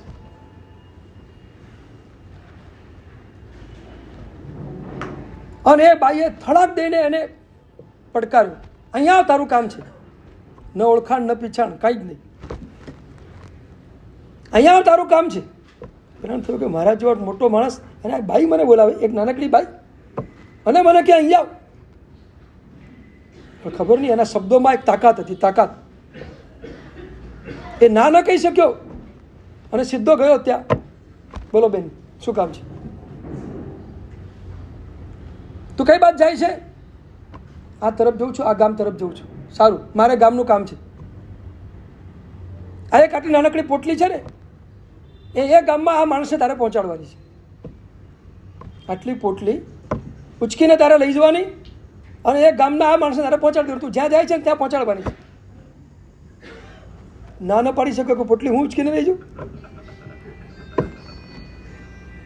કોઈ ઓળખાણ નહીં, કોઈ પીછાણ નહીં, પોટલી ભટકાડી દેવાની સીધી. ગુરુ ભગવાન તો બરાબર છે, સામાન આપે તો આપણે લઈ જઈએ, બરાબર છે, પણ આ તો ક્યાં ગુરુ હતા?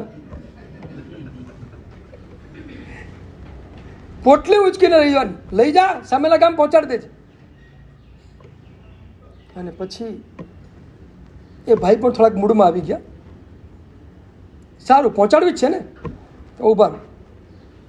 અને મંત્રનો પ્રયોગ કર્યો અને મંત્રના પ્રયોગથી સીધો એક વાઘ આવી ગયો. ત્યાં વાઘ આવ્યો અને વાઘના માથા ઉપર પોટલી મૂકી દીધી અને વાઘને કીધું, જા આ ગામમાં આ જગ્યા ભાઈને ત્યાં પહોંચાડી આવજે. વાઘ નીકળી ગયો. વાઘના ગયા પછી એ ઊભો છે અને બેનને કહે છે તમારી ભટકી પહોંચી જશે, તમારી ભટકી પહોંચી જશે. અને પેલા બેન ધુઆ ફુઆ થઈ ગયા અને કહે છે હરામખોર, એક આટલા નાનકડા કામમાં માટે તું વાઘને હેરાન કરે છે, વાઘને શ્રમ આપે છે, તું ત્યાં જવાનો તને લીધે જોર શું પડે છે? અને એનો અહંકારનો નશો ઉતારી નાખ્યો. તારા મંત્રના પ્રયોગથી તું વાઘને શ્રમ આપે છે, તને શું અધિકાર છે એને શ્રમ આપવાનો? અને પેલો નશો છે ને ઉતરી ગયો એકદમ. ચાલો આ બેન તો બહુ પહોંચેલા છે. પછી બહુ ચર્ચાઓ કરી બેન સાથે. બેને કીધું ભાઈ આટલો બધો અહંકાર ન રાખ, બોલ આપણે ચર્ચા કરવી છે ને? તો કે કરવી છે. બોલ કેવી રીતે કરવી છે? તું કેવી રીતે ચર્ચા કરવી?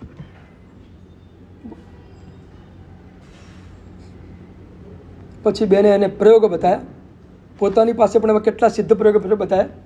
ચાલ આ ચટ્ટાઈ પાથરું છું હવામાં ઉપર બેસીને આપણે ચર્ચા કરીએ, હવામાં બેસીને ચર્ચા કરીએ આપણે.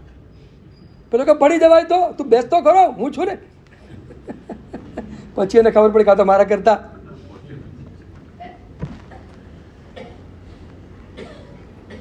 આજ્ઞા ચક્ર ખુલી જાય ને પછી ભલભલા માણસને તમારે પકડીને કોઈ પણ કામ બતાવવું તો બતાવી શકો. લલાટ ઉપરનું તિલક, લલાટની પૂજા, બહાલ કમલની પૂજા નિરહંકારિતા ગુણને પ્રગટ કરવા માટે છે. અહંકાર રહિત બની જાઓ. નિરહંકારિતા, અહંકાર રહિત, કોઈ અહંકાર નહીં. અહંકારથી મુક્ત બની જાઓ, તમારું આજ્ઞાચક્ર 100% કામ કરતું થઈ જશે. અને યાદ રાખજો, જેની પાસે અહંકાર છે એનું આજ્ઞાચક્ર કામ નથી કરતું. પરમાત્મા આટલા આદય નામથી ઉચકાઈ રહ્યા છે, કેમ? નિરંકારી છે માટે. અહંકાર રહિત છે. અહંકાર રહિત છે ને એટલા માટે તો ગોવાળીઓ પરેશાન કરી જાય છે અને સંગમે એક રાતમાં 20 ઉપસર્ગ કરી જાય છે. અને જેને જે કરવું હોય તો બધું કરવાની છૂટ, પોતાને કશું નહીં કરવાનું, બધું જ સ્વીકારી લેવાનું. આ નિરહંકારિતા છે. નિરહંકારિતા વિના સ્વીકારનો ભાવ ક્યારે પણ આવી શકતો નથી. બધું જ સ્વીકારવું એ અહંકાર તૂટે તો જ થાય. અહંકાર હોય તો સ્વીકાર ક્યારે પણ આવી ન શકે. એ તો બુદ્ધિ વચમાં આવે અને આવે છે. દલીલ થાય ને થાય છે. પ્રભુએ સ્વીકાર્યું છે, બધું સ્વીકાર્યું છે. નિરહંકારિતા. નહીં તો પરમાત્મા શક્તિ ઓછી હતી. જન્મતાની સાથે જ એક ખાલી પગનો અંગૂઠો મેરુ પર્વતને હરાવે ને આખું મેરુ પર્વત હાલી જાય, આટલી તાકાત પરમાત્મા પાસે હતી. એક આંખ ઊંચી કરે સંગમ રવાના થઈ જાય, એક હાથ આમ કરે ને ગોવાળીઓ ફેંકાઈ જાય ગમે ત્યાં. એટલી તાકાત પરમાત્માની પાસે હતી. છતાં એ શક્તિનો ઉપયોગ પ્રભુએ ક્યારે પણ બીજા માટે નથી કર્યો. શક્તિનો ઉપયોગ માત્ર પોતાની સાધના માટે કર્યો છે. આ નિરહંકારિતા છે. અહંકાર ન હોય ત્યારે શક્તિનો ઉપયોગ પોતાના માટે થાય, અને અહંકાર હોય ત્યારે શક્તિનો ઉપયોગ બીજા ઉપર થાય. બીજા માટે નહીં, બીજા ઉપર થાય. માટે અને ઉપરમાં બહુ ફરક છે. તમને એમ છે આમાં કાંઈ? હા, બીજા ઉપર એટલે એને દુઃખી કરવા માટે થાય, અને બીજા માટે એટલે એને મદદ કરવા માટે થાય. માટે અને ઉપરમાં બહુ મોટો ફરક પડે છે. ગુજરાતી ભાષાની બહુ વિશેષતાઓ છે બધી. આપણી પાસે પ્રભુની કૃપાથી શક્તિ મળી છે. આપણે આપણા આત્માના ઉત્થાન માટે શક્તિનો ઉપયોગ કરીએ, અને કદાચ ક્યાંક કોકને ઉપયોગી બનવું પડે તો મદદ કરીએ.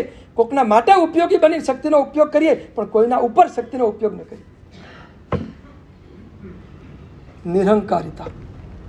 અહંકાર તોડવો હોય તો પરમાત્માના લલાટ કમળની, પાલ કમળની પૂજા કરો અને એ ગુણનું ચિંતન કરો. પ્રભુ તમે અહંકારને દૂર કર્યો, મારો અહંકાર પ્રભુ તમે લઈ લો, ખેંચી લો પ્રભુ.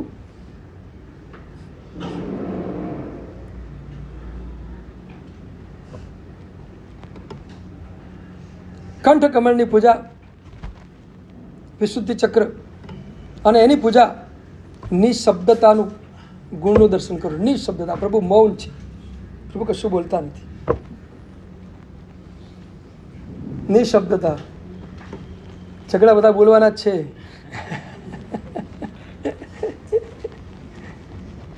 દુનિયામાં તમારા ઘરોમાં જે કંઈ સંઘર્ષો ને બધા મોટે ભાગે આ બધી રામાયણ મહાભારત બોલવામાંથી જ ઊભા થાય છે. બોલવાનું બંધ થઈ જાય, માત્ર સાંભળવાનું શરૂ થાય તો કોઈ રામાયણ મહાભારત ક્યાંય ઊભી થાય. એટલે હું હંમેશા કહું છું, બીજી ઇન્દ્રિયનો ઉપયોગ કરવા કરતાં પાંચમી ઇન્દ્રિયનો ઉપયોગ વધારે કરો. બીજી ઇન્દ્રિયનો ઉપયોગ કરવા કરતાં પાંચમીનો વધારે કરો, કારણ કે વધારે પુણ્યથી પાંચમી જ મળે છે, બીજી તો બહુ ઓછા પુણ્યથી મળે છે. જે ઓછા પુણ્યથી મળે છે એનો ઉપયોગ ઓછો કરો, જે ઘણા પુણ્યથી મળે છે એનો ઉપયોગ વધારે કરો. સુખી થઈ જશો.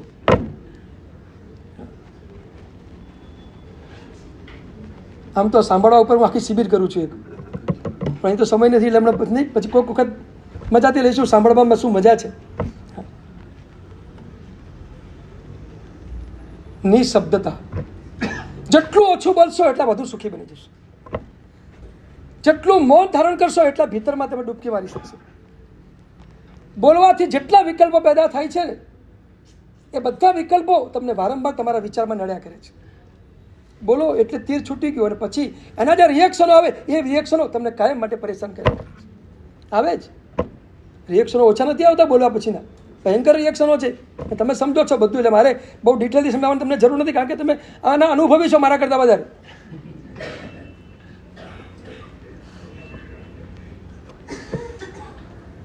કંઠની પરમાત્માની પૂજા કરીએ, વિશુદ્ધ ચક્રની પૂજા કરીએ, નિઃશબ્દતાનું ધ્યાન કરીએ, નિઃશબ્દતાનું આ પરમાત્માના ગુણને આપણી ભીતરમાં લાવવાનો પ્રયત્ન કરીએ. ચક્ષુ કમળની પૂજા, ચક્ષુ કમળ પૂજા કરીએ કે નહીં, પણ ચક્ષુ કમળ તો આપણી સામે છે. એનું દર્શન કરતાં કરતાં ચિંતન કરો. નિર્વિકારિતા, પ્રભુની આંખમાં, પ્રભુના મનમાં કોઈ વિકાર નથી. નિર્વિકારિતા. અને પ્રભુને કહો, પ્રભુ આ વિકારિતાએ તો અનંત સંસાર ઊભો કરી નાખ્યો છે. ડગલે ને પગલે ક્યાંય કંઈ જોયું નથી ને મન ખેંચાયું નથી, ક્યાંય કંઈ સારું રૂપ જોયું નથી ને રૂપની પાછળ પાગલ બન્યો, ક્યાંય વસ્તુ સારી જોઈને વસ્તુની પાછળ પાગલ બન્યો. પ્રભુ આ રાગ દ્વેષના વિકારો જોવામાંથી ઊભા થાય છે. એક આંખમાંથી બધું પેદા થાય છે. પ્રભુ મારી આંખને તો નિર્મળ ચોખ્ખી બનાવી દે, નિર્વિકાર બનાવી દે. ગમે તેટલું જોઉં તો અંદરથી વિકાર પેદા ન થાય. બસ પ્રભુ આ દ્રષ્ટિ તું મને આપી દે. પ્રાર્થના તો કરો. બહુ મુશ્કેલ છે. પરમાત્માના દર્શન કરતાં કરતાં પણ કોઈ જો વચ્ચેથી પસાર થાય ને તો પણ આપણું મન ઠેકાણે ન રહે, એ હાલતે વિકાર ભાવ પડ્યો છે.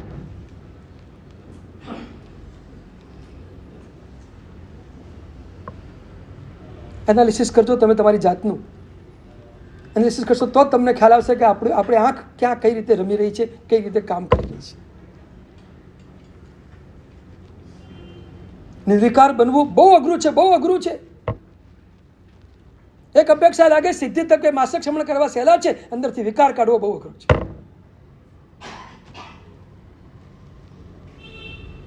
અખિયન મેં અવિકારા, જિનંદા તેરી અખિયન મેં અવિકારા. અંતરાય કર્મની 8મા નંબરની પૂજા વીર વિજયજી મહારાજ સાહેબ કેટલી સરળ લખી ગઈ. અખિયન મેં અવિકારા, જિનંદા તેરી અખિયન મેં. પ્રભુ તારી આંખમાં નિર્વિકારતા દેખાય છે. પ્રભુ તને ક્યાંય કશું જોવે તો પણ વિકાર નથી. પ્રભુ આ નિર્વિકારિતા મારે જોઈએ છે. પ્રભુ એનો એકાદ અંશ તું મને આપી દે. મારા વિકારો ઘણા બધા અંશે શાંત થઈ જાય અને મારું મન શાંત થઈ જાય. પ્રભુ તું મારા ઉપર કૃપા કર. ચક્ષુ કમળ,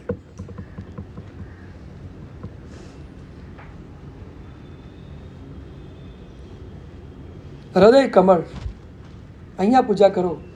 નિર્મલતા માગો. પ્રભુ કેટલું ચોખ્ખું હૃદય છે.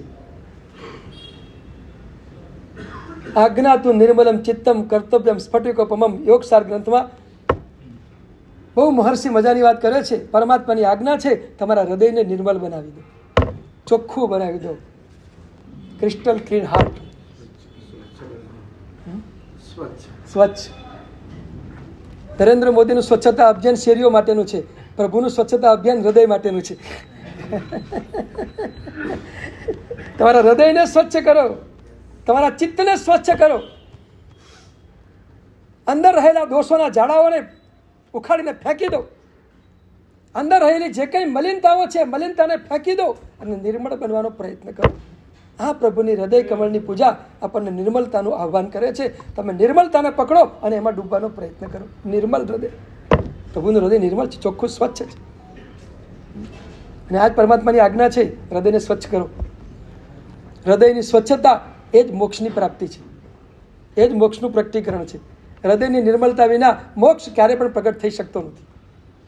નિર્મળ પરિણતિ ઉપર જ ગુણસ્થાનકમાં આગળ વધી શકાય. નિર્મળ પરિણતિ વિના ગુણસ્થાનક ક્યારે પણ ચડી શકાતું નથી. યાદ રાખજો, ક્રિયાથી ગુણસ્થાનક નથી, નિર્મળ પરિણતિથી ગુણસ્થાનક છે. પરિણામથી ગુણસ્થાનક નથી, પરિણતિથી ગુણસ્થાનક છે. ગુણસ્થાનકની આખી યાત્રા આપણી અંદરની પરિણતિ ઉપર આધાર રાખે છે. તમારી અંદરની ચોખ્ખાઈ કેટલી થઈ, તમારા હૃદયમાં સ્વચ્છતા કેટલી આવી, અંદર તમે નિર્મળ કેટલા બન્યા, એ નિર્મળતા ઉપર આ પરમાત્માના શાસનના એક એક ગુણસ્થાનકની યાત્રા આપણે કરી શકીએ. એ વાત જવા દો. પરમાત્માનું શાસન ભાવથી સ્પર્શતું હોય તો નિર્મળ પરિણતિ વિના ક્યારેય પણ સ્પર્શાતું નથી. શાસન ભાવથી સ્પર્શના શાસનની નિર્મળ પરિણતિથી જ થાય. નિર્મળ પરિણતિ વિના ભાવ શાસન ક્યારે પણ આવી ન શકે. દ્રવ્યથી શાસન પુણ્યથી મળે, દ્રવ્યથી શાસન પુણ્યથી મળે, ભાવથી શાસન નિર્મળ પરિણતિરૂપ પાત્રતાથી મળે. ટાઈમ થઈ ગયો આજે. નાભી કમળની પૂજા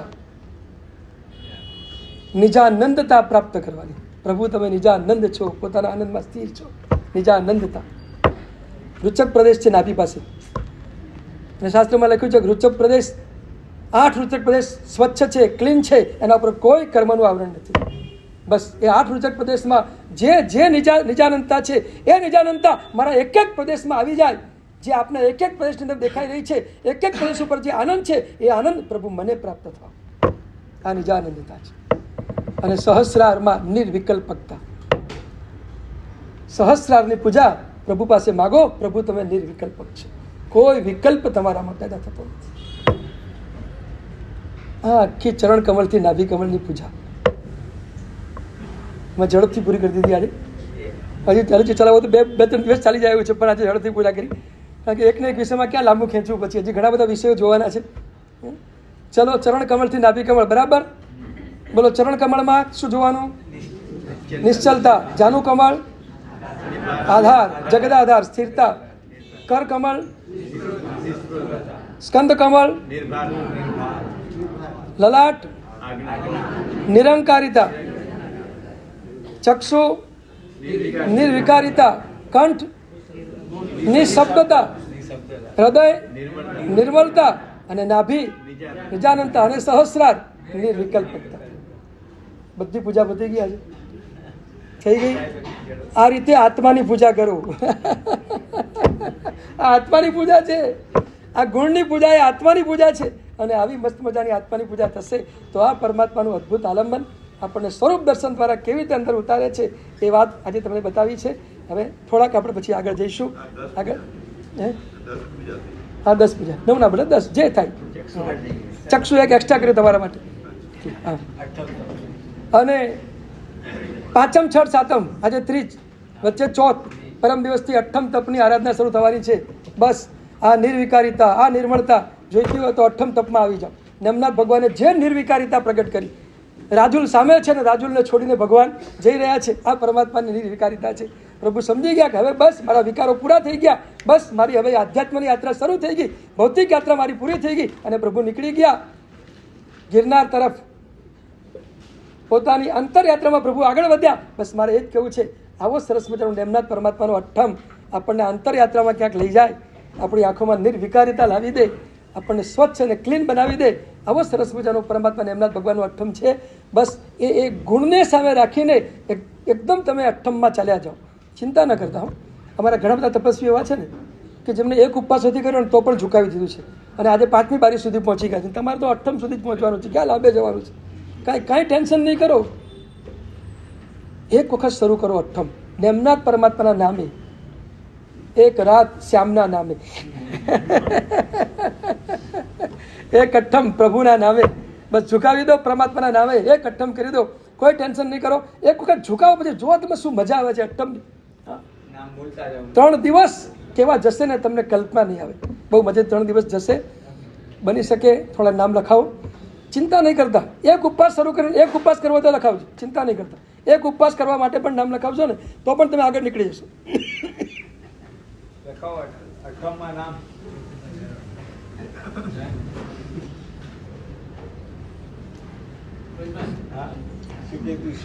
વાહ, સરસ. છાયા જયેશ કપાસી, છાયાબેન જયેશ કપાસી.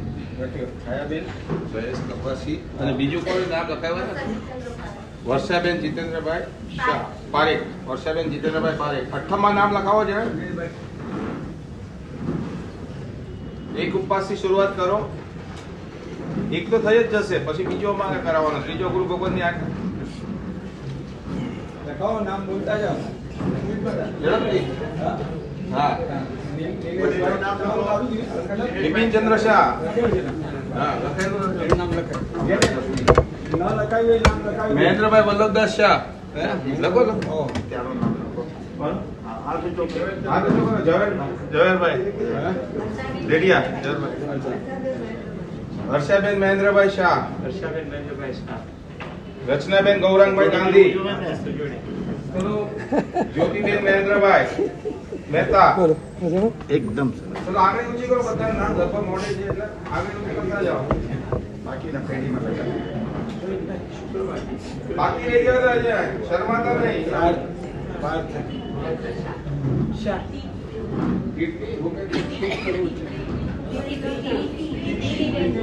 ભૂપેન્દ્ર શાહ. હજી કોઈ બધા પછી મને મોબાઈલ નંબર લખાવી દેજો તમારા મોબાઈલની જરૂર પછી નથી. મને કાલે 5 આપી દઈશું નંબર પછી. 2 મિનિટ ખાલી જાહેરાત છે. હા કરો કરો. બીજી જાહેરાત કરું. ત્યાં ફટાફટ. પરમ પૂજ્ય આચાર્ય ભગવાન તથા પૂજ્ય સાદીજી ભગવાનના ચરણો કોટી કોટી વંદના પુણ્યશાળી ભાઈઓ તથા બહેનો, શ્રી સંઘના આંગણે બિરાજમાન પૂજ્ય ગુરુ ભગવંતો તથા સાદીજી ભગવંતોની પાવન નિશ્રામાં ગિરનાર મંડળ શ્રી નેમિનાથ પરમાત્માના જન્મ તથા દીક્ષા કલ્યાણક નિમિત્તે જે અઠમ કરાવવાના છે, શ્રાવણ સુદ 5મ, 6ઠ, 7મ, શુક્ર, શનિ ને રવિ, એમના તપસ્વીઓના આવતીકાલે સાંજના 4:30 કલાકે અત્તરવાયણા અને સોમવારે પારણા આવશે.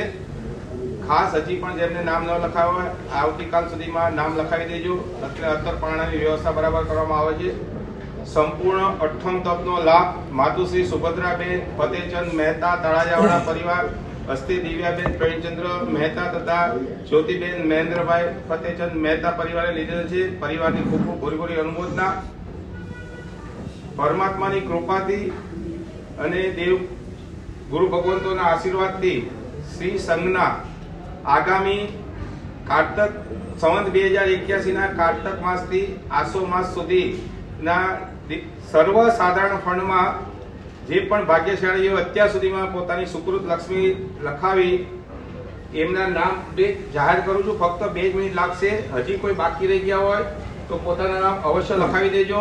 જે રકમ જાહેર થાય એમાં પણ તમે વધારી શકો છો. 2 મિનિટમાં નામ પૂરા થઈ જશે જેટલા આવ્યા છે અત્યાર સુધી, અને આજે જે આવ્યા છે એ પણ એડ કરી દઈશ. 5,55,000 માતુશ્રી ચંપાબેન મનસુખલાલ સંઘવી. 5,55 પાછળના 1000 ગણી લેજો. 5,55 શેઠ શ્રી મોહનલાલ હરગોવિંદાસ શાહ. 5,55 શ્રીમતી નૈનાબેન કીર્તિકુમાર રતિલાલ મહેતા સોપારીવાળા. 5,55 માતુશ્રી નિર્મલાબેન કેવલચંદ રતિલાલ મહેતા. 3,6 શ્રીમતી અંદાબેન કિશોરભાઈ બાબુલાલ શાહ. 2,52 શ્રીમતી સરયુબેન પ્રેમચંદ્ર વરા.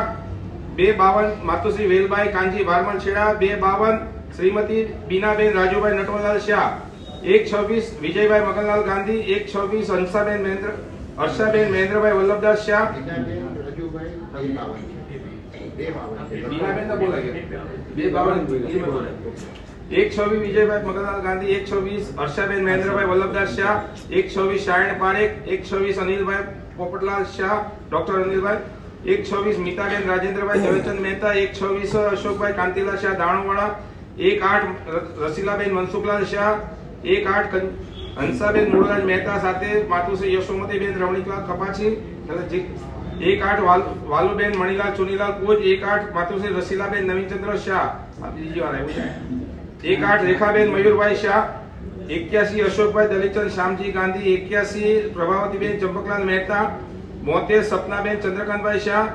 72 સરોજબેન રમેશભાઈ ત્રિભુવનદાસ ગાંધી. 63 પુષ્પાબેન નગીનદાસ શેઠ.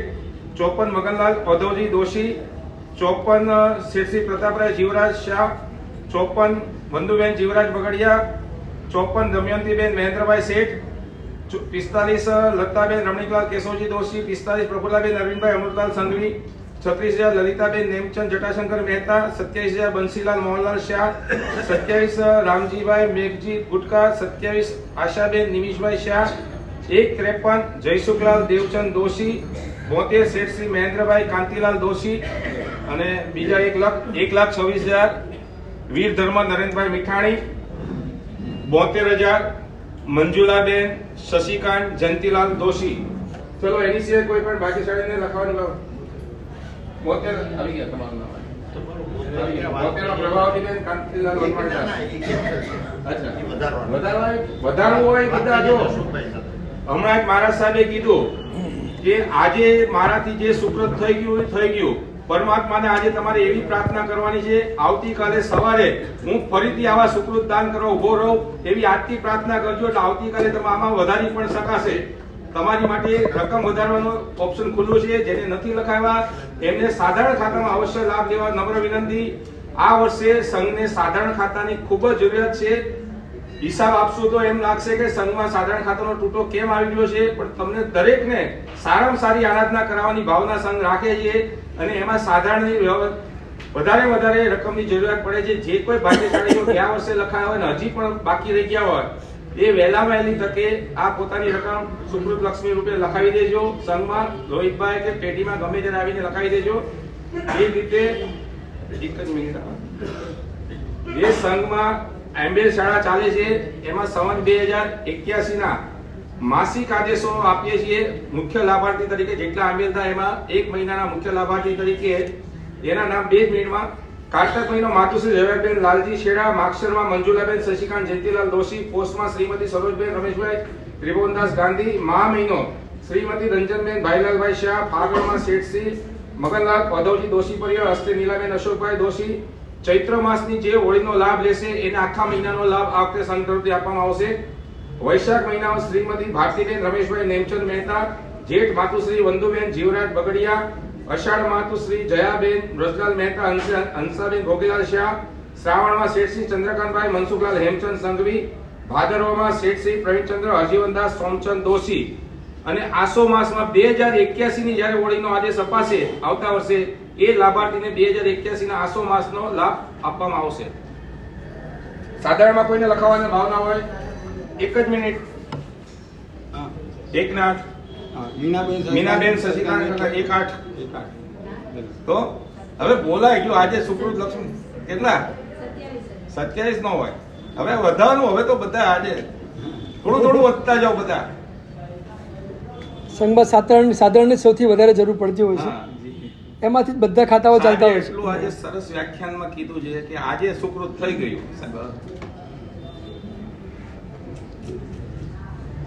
અત્યારે લખો 27 લખો. પૂછીને આવજો કાલે. કાલ પૂછીને આવશે. કાલ પૂછીને આવશે. કાલ પૂછીને. તમે મોટી રકમ લખાવો અને એક સાથે ન ભરી શકો તો 12 મહિનાની અંદર પણ ભરી શકો છો, 6 મહિનામાં ભરી શકો, 3 મહિનામાં ભરી શકો. સંઘ કોઈ ઉઘરાણી નહીં કરે, એ ગેરંટી છે. પણ અવશ્ય સંઘના સાધારણ ખાતામાં લખાવો. બીજી જગ્યાએ વાપરતા હોય તો એમ થવું જોઈએ કે આપણે સંઘમાં એટલા આરાધકો આરાધના કરી રહ્યા છે તો એમાં આપણો વિશેષ લાભ મળે. એક ફેક્ટનું જેટલું મેન્ટેનન્સ છે ને એટલું આપો ને. તમારા ફેક્ટનું જેટલું મેન્ટેનન્સ છે ને 1 મહિનાનું એટલું તમે 12 મહિના પૂરતું આપો ને તો અમારું કામ થઈ જાય.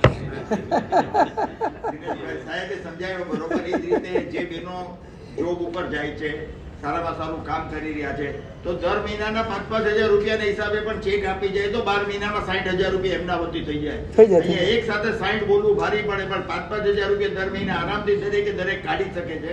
તો એ પ્રમાણે પણ ચેક સ્વીકારવામાં આવશે. તમને જે સગવડતા હોય એ પ્રમાણે અમે લઈશું. આ રવિવારે સાધારણ ખાતા પર બોલીશું. ચલો ગુરુવંદન. સ્વામી કમાસમનો વંદી ઉજાવણી જાય નિશિયાય વદેણગામી. સ્વામી કમાસમનો વંદી ઉજાવણી જાય નિશિયાય વદેણગામી. સ્વામી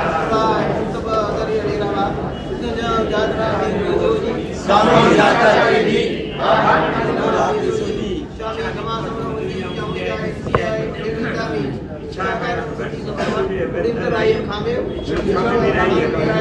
જનકીંચી अपत्यम परपत्यम पत्ते पाणे विणे वच्चे आलावेस्त लाव विचार समाज संत पासून उपास आहे जनकींची मज्जा विण परिणाम सुंपा पायरंपा તુબ્બે જળ અપયંતસ ઈશાની દુકડા ઈશાની કમાસમો ની જણજાય નિશિયાય વસે મંદામી તપસ્વીઓ સાદામાં છો બધા. આજે તમે 5 ઉપવાસની તમારી સાધના યાત્રામાં અડધે પહોંચી ગયા છો. હવે ખાલી 2 જ બાકી છે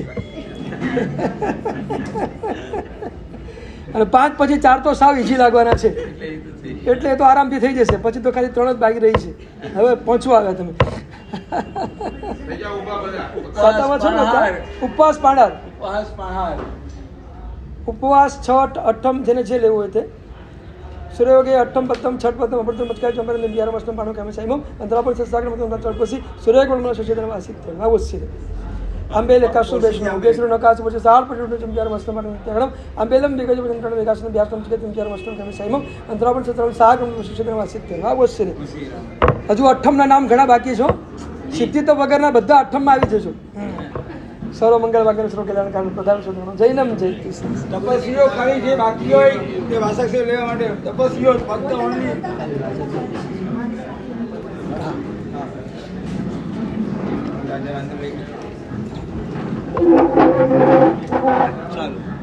ફક્ત તપસ્વીઓ બાકી હોય આવી તો વાસક્ષેપ